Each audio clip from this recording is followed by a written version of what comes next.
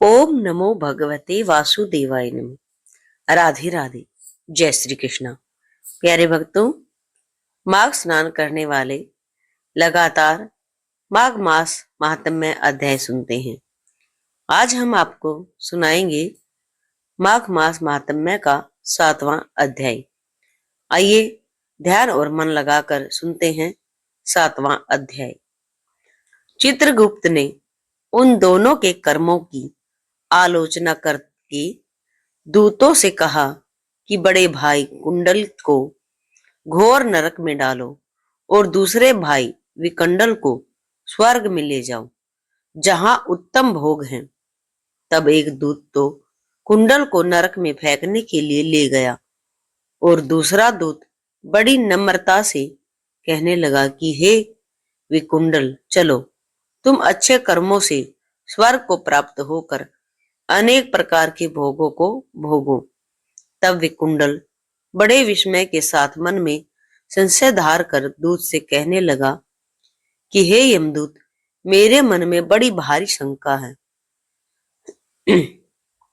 अतएव मैं तुमसे कुछ पूछता हूं, कृपया करके मेरे प्रश्नों का उत्तर दो। हम दोनों भाई एक ही कुल में उत्पन्न हुए हैं, एक जैसे ही कर्म करते रहे।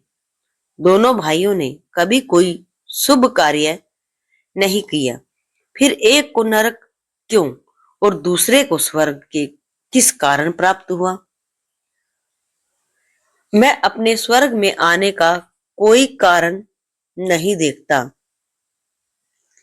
तब यमदूत कहने लगा कि हे विकुंडल, माता पिता पुत्र पत्नी भाई बहन से सब संबंध जन्म के कारण होते हैं और जन्म कर्म को भोगने के लिए ही प्राप्त होता है।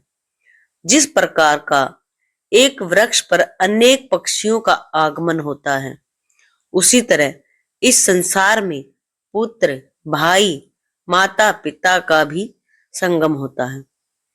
इनमें से जो जैसे जैसे कर्म करता है वैसे ही फल भोगता है। तुम्हारा भाई अपने पाप कर्मों से नरक में गया, तुम अपने पुण्य कर्म के कारण स्वर्ग में जा रहे हो। तब विकुंडल ने आश्चर्य से पूछा कि मैंने तो आज जन्म कोई धर्म का कार्य नहीं किया, सदैव पापों में ही लगा रहा। मैं अपने पुण्य के कर्म को नहीं जानता।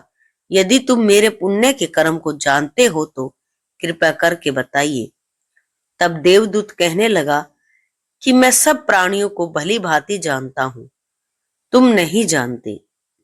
सुनो, हरिमित्र का पुत्र सुमित्र नाम का एक ब्राह्मण था, जिसका आश्रम यमुना नदी के दक्षिणोत्तर दिशा में था।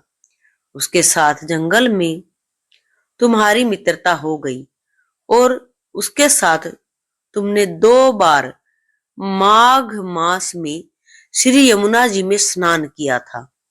पहली बार स्नान करने से तुम्हारे सब पाप नष्ट हो गए और दूसरी बार स्नान करके तुमको स्वर्ग प्राप्त हुआ।